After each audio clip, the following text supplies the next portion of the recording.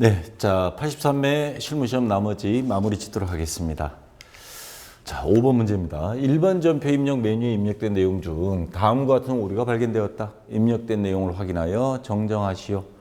자, 요 5번 문제 할 때는 우선 문제 딱 나오면 요 날짜를 먼저 빨리 검색해 보기 바랍니다. 그래서 11월 29일 이렇게 검색한 상태에서 뭐가 잘못됐는지 찾는 게 정확합니다. 임차료 30만 원을 보통예금 계좌에서 2차에 지급한 것이 차변에 임차료, 대변에 보통예금 이렇게 입력이 돼 있는 건데 당좌 수표를 발행하여 지급한 것으로 확인되었다. 보통예금이 아니고 요게 아니고 당좌예금 102번 이걸로 수정만 해주면 단 몇 초 사이에 끝나겠죠. 그래서 수정해주면 대변에 102번 당좌예금 다른 거는 손댈 필요가 없습니다. 자, 간단히 지나갔고요. 그 다음 2번 문제. 12월 20일 대한적십자사에 현금으로 기부한 10만 원이 자 12월 20일 차변에 세금과 공과 대변에 현금 이렇게 돼 있습니다. 자 근데 세금과 공과로 처리돼 있음을 확인하다. 왜? 기부한 거니까 세금이 아니죠.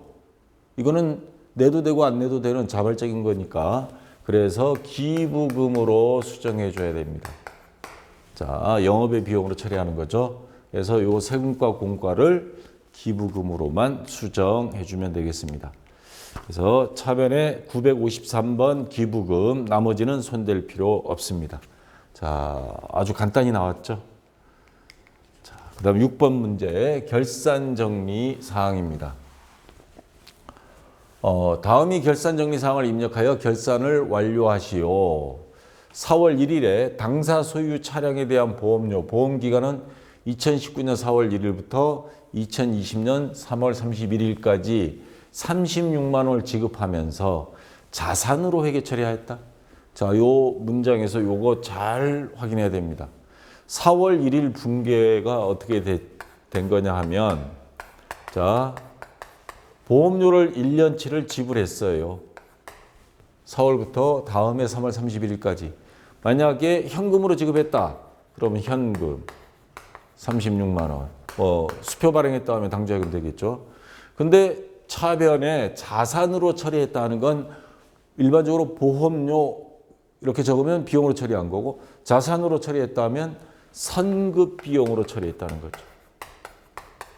선급자가 앞에 들어가면 선급금처럼 자산이 됩니다. 36만 원. 자, 요렇게 4월 1일 날 분계를 했는데 결산입니다. 지금 현재 12월 31일 와서 보니까 자, 결산 정리 분계를 하시오. 월날 계산할 것 36만 원을 이 보험료 납부한 거 36만 원을 나누기 12개월 하면 얼마예요? 월 3만 원이죠. 자, 요거는 월 금액입니다. 근데 지금 4월 1일부터 12월 31일까지 9개월은 이미 경과가 됐어요. 그러면 지금 자산으로 남아있다라는 건 엉터리 장부란 소리죠. 이 중에서 아직 경과가 되지 않은 거는 자산으로 남아도 됩니다. 나머지 3개월치. 그러니까 9개월치는 선급 비용을 자산 감소시키고 비용으로 처리해 줘야 됩니다. 이미 경과가 돼 버렸습니다. 그러면 3만 원 곱하기 9개월. 그러면 얼마예요? 27만 원. 그래서 차변에 보험료 27만 원. 대변에는 요 선급 비용 자산 감소시켜야 됩니다. 선급 비용 27만 원.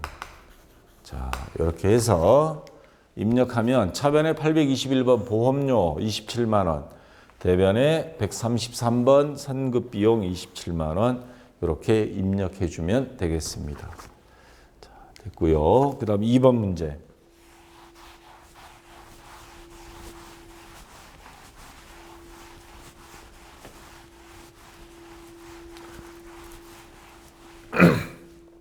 결산일 현재 장부에 계상되지 않은 당기분 임대료. 임대료는 수익이죠. 수익이 예상입니다. 영업의 수익은 30만 원이다. 그러면 돈은 안 받았지만 적어줘야 됩니다. 자, 임대료 수익이 발생 대변에 임대료. 자, 30만 원.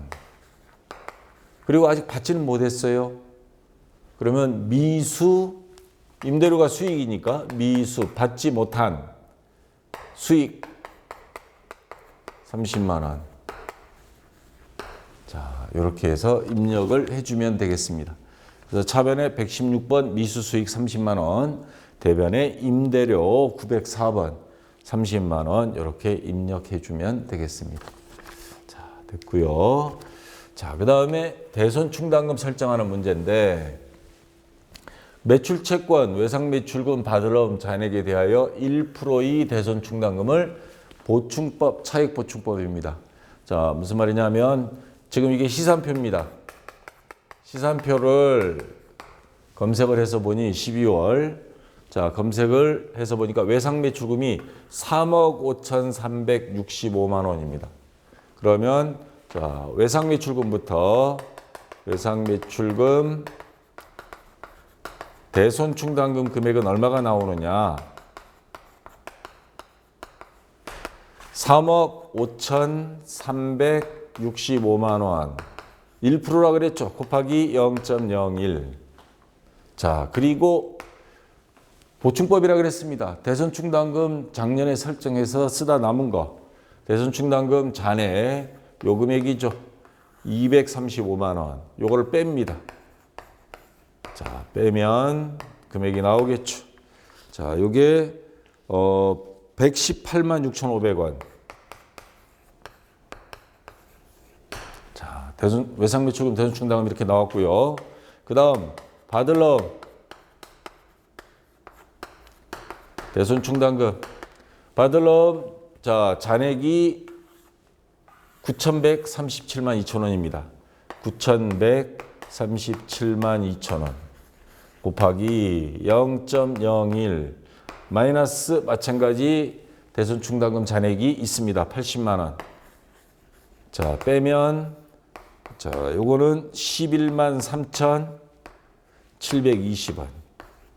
자, 요 금액을 이제 입력하는 방법은 두 가지가 있습니다. 일반 전표 입력 메뉴에서 그냥 차변 대변해서 12월 30일을 입력해도 되고요. 더 간단한 방법은 결산자료 입력입니다. 자, 결산자료 입력 가서 아이고 지워버리면 안 되죠. 입력 가서 여기 쭉 내려오다 보면 5번 835 대손상각 있고요. 108번 외상매출금 자리에 가서 아까 요 금액 118만 6,500원. 그 다음에 받을 놈 11만 3,720원. 여기 입력하고 그리고 반드시 빼먹지 말아야 될 거. 전표 추가를 눌러줘야 붕괴가 만들어집니다. 해서 제가 전표 추가를 한번 눌러봤습니다. 누르면 자, 결산자료 입력에서 전표 추가를 클릭하면 일반 전표 메뉴에 반영이 됩니다. 그래서 차변 대손상각비 130만 220원 요거 두 개 합친 금액 대변에 109번 외상매출금 대손충당금입니다. 외상매출금 108번이니까 118만 6,500원 그 밑에 111번 받을 놈 대손충당금 11만 3,720원 요게 더 편하죠. 더 간단하고 자, 따로 더하지 않아도 되고 그래서 결산자료 입력에서 입력하는 것을 강력히 추천합니다. 물론 요게 일반 전표 입력할 때는 차변, 대변 이렇게 하고요. 요거는 결산자료 입력에서 하니까 자동적으로 결차, 결대가 나오는 거니까 요거는 신경 안 써도 됩니다. 자, 이렇게 해주면 되고요. 그 다음 4번 문제.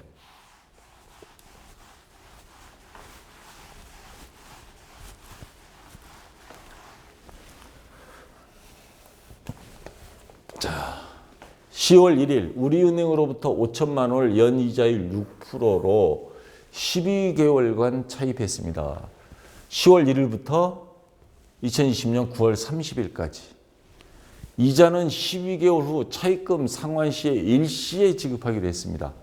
결산부결을 하시오. 월날 계산할 것. 자, 그러면 우리가 해야 될 게 뭐냐면 지금 10월 1일 날 빌렸고 지금 우리는 결산하는 겁니다. 그러면 10, 11, 12, 3개월이 경과가 됐어요. 3개월치 이자는 발생했는데 아직 뭐예요? 차입금 상환할 때 지급할 거니까 안 나갔다 뿐이지. 그래서 장부에 안 적은 거예요. 그래도 이 비용은 예상이 되니까 장부에 비용을 적어줘야 정확한 손익계산이 나옵니다. 그래서 3개월치 이자를 먼저 계산해야 됩니다. 5천만 원에 대해서 자 5천만 원 곱하기 연 이자가 6%니까 0.06 그러면 얼마 나와요? 300만 원 나오죠? 300만 원을 자 나누기 12개월 하면 월 25만 원 나오죠. 곱하기 지금 경과된 게 10, 11, 12, 3개월 이자를 우리가 계상을 해야 됩니다. 3개월. 그러면 얼마요? 75만 원. 예, 요거는 아직 나가지는 않았지만 장부상으로는 엄연히 이자 비용을 적어줘야 정확한 손익계산이 되는 겁니다. 발생주의 원칙에 입각해서 그래서 이자 비용이라는 비용이 발생. 자, 차변에 자, 이자 비용 75만 원. 그리고 대변에는 미지급 비용 해서 기록해 주면 됩니다. 75만 원. 자, 해서 입력하면 차변에 951번 이자 비용 75만 원, 대변에 262번 미지급 비용 75만 원. 자, 이렇게 입력해 주면 되겠습니다. 자, 이제 조회 문제입니다. 조회 문제를 적응이 안 되신 회원분들은 아직도 굉장히 헷갈리는데, 자, 제가 앞에 이론 강의할 때 요령을 가르쳐 드린 게 있죠. 그거대로 하면 됩니다. 자, 6월 30일 현재 매출처 번호전자의 외상매출금 잔액, 거래처의 특정 거래처의 외상매출금 잔액, 그러면 거래처 원장 무조건 들어가라 그랬죠. 그래서 거래처 원장 여기 들어가서 6월 30일 현재입니다. 그러면 날짜를 6월 30일부터 6월 30일 외상매출금에 대한 겁니다. 그러면 108번 외상매출금. 거래처는 번호전자라고 그랬거든요. 그러면 거래처 여기 F2 눌러서 검색해서 번호전자에서 번호전자까지만. 그럼 딱 하나만 뜹니다. 거래처 코드 1021. 자, 대표자 신준영 나오고요. 지금 뭘 찾으라 그랬어요? 외상매출금 잔액. 우리가 뭐예요? 아직 수급 못한 거 1,200만 원. 요거 수급하러 가야 되겠죠. 연말이니까. 그래서 1,200만 원을 입력해 주면 되겠습니다. 이론 답안 작성하는데 밑에 7번 입력하도록 되어 있습니다. 자, 1,200만 원이고요. 그 다음 2번 문제. 요거는 세무사회에서는 일월계표 하나만 정답을 해놨는데 다 됩니다, 이거. 5월에 발생한 이자 비용 특정 계정 과목이에요. 계정 과목이면 자, 계정별 원장, 총계정 원장 다 돼요. 그리고 일월계표도 됩니다. 자, 5월에 발생한 이자 비용 얼마인가 한번 세 가지 다 한번 제가 캡처 받아봤습니다. 자, 특정 계정이니까 계정별 원장. 그리고 5월에 발생했다 그랬습니다. 그러니까 5월 1일부터 5월 30일까지. 그리고 계정 과목은 이자 비용 951번부터 951번까지. 그러면 5월에 발생한 이자 비용. 자, 이자 비용. 자, 비용이 발생은 차변이죠. 그러니까 차변 대변 금액인데 차변. 5월 달에 발생한 거 55만 원. 요거 하나밖에 없습니다. 월계 뭐 같은 거예요. 월계.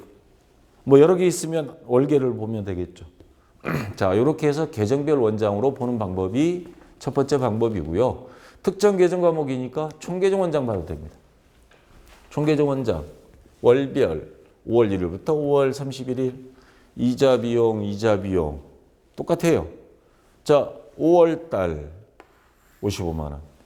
자, 계정별 원장하고 총계정 원장 차이점 제가 앞에서 설명했죠. 계정별 원장은 일자별로 나옵니다. 총계정 원장은 월별로 나와요. 지금 우리가 월별 클릭했으니까. 자, 총계정 원장이 더 편합니다. 그런 면에서는. 55만 원 똑같습니다. 값은. 그 다음에 일월계표 뒤져도 돼요.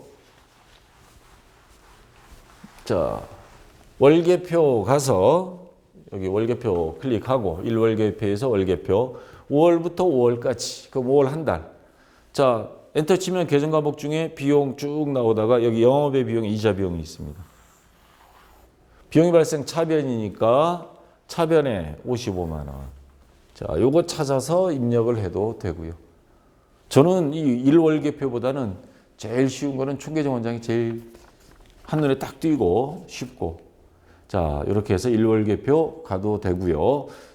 뭐 특정한 요런 특정 계정 과목은 뭐 특정한 장부가 꼭 진리는 아닙니다. 이런 거 여러분들이 참고로 알아두시고. 자, 그다음 3번 조회 문제. 자, 상반기 1월부터 6월, 아까 문제에서 이자 비용은 손익계산서에 되어 있으니까 그거 해도 될까요? 라는 질문이 예전에 한번 있었는데, 손익계산서는요, 5월 한 달만 검색이 안 돼요. 5월로 입력하면 1월부터 5월까지입니다. 합계액이 나와버리니까 그건 안 되고요. 자, 상반기 1월부터 6월 중 광고 선전비를 가장 많이 지출한 월과 가장 적게 지출한 월이 차이 금액은 얼마인가? 특정 계정 과목 나왔습니다. 자, 이거는 손익계산서 볼 수도 있어요. 근데 1월부터 6월까지 합계 금액만 나와버리니까 손익계산서는 안 되고요. 아까처럼 계정별 원장 또는 총계정 원장 이렇게 조회하면 됩니다. 자, 계정별 원장부터 볼까요? 자, 계정별 가서 광고 선전비로 시작해서 광고 선전비. 그러면 광고 선전비 1월부터 6월입니다. 1월 1일부터 6월 30일. 딱 보니까 다 쪼개져서 나와요. 그래서 1월 달 일자별로 나옵니다. 월계 1월 달 광고 선전비 33만 원, 2월 달 100만 원, 3월 달 월계 45만 원, 5월 달 뭐 48만 원인가요? 그 다음에 4월 달, 5월 달 55만 원. 지금 가장 많은 달과 가장 적은 달이 뺐을 때 차익이 얼마냐 이걸 물어본 거죠. 가장 많은 게 100만 원이에요. 얘가 1등이에요. 얘가 1등. 가장 적은 거 33만 원. 얘가 꼴찌예요. 그래서 100만 원에서 33만 원. 자, 2월 달 100만 원에서 1월 달 33만 원을 뺍니다. 그러면 67만 원. 요게 정답이 됩니다. 자, 근데 저는 총계정 원장을 좀 좋아한다 그랬죠. 월 단위로 조회하는 거. 총계정 원장 딱 가서 보면 1월 1일부터 6월 30 광고 선전비 딱 하면 월별로 1월, 2월, 3월, 4월, 5월 한눈에 딱 보여요. 6월은 요 뒤에 숨어 있고요. 자, 가장 큰 거 100만 원, 가장 적은 거 33만 원 한눈에 보입니다. 그래서 100만 원에서 33만 원 아까처럼 빼면 67만 원. 자, 이렇게 찾는 게 저는 좀 추천합니다. 자, 해서 여기까지 다 됐고요. 이론 시험에서 한두 문제 좀 까다로운 거 1급에서 나왔던 거 넣은 거 빼고는 실무 시험은 대체적으로 난이도가 아주 평이하게 나왔습니다. 이번 84회 시험도 6월 1일인가요? 이렇게 요 정도 수준만 나왔으면 좋겠습니다. 자, 전부 다 합격하시고 합격 수기 한번 기대해 보겠습니다. 자, 수고했습니다.